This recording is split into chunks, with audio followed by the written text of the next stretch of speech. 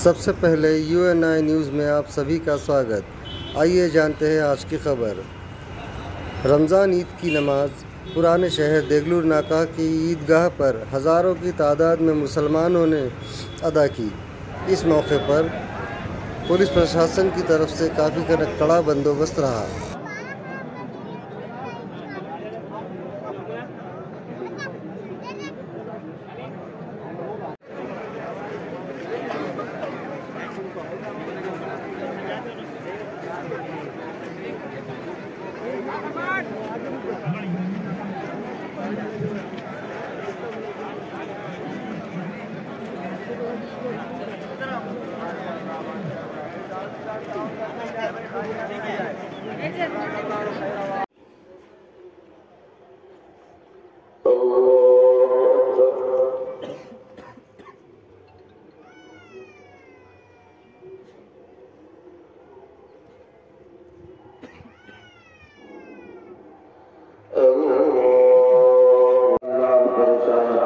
परेशानियों को दूर करना, मुश्किलात में गिरफ्तार की मुश्किलात को हल करना, मकरूज़ीन के कर्जों की अदायगी की गैर से शक्ल सूरतें पैदा करना।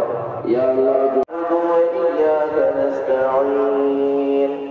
اهدنا الصراط المستقيم صراط الذين أنعمت عليهم غير المغضوب عليهم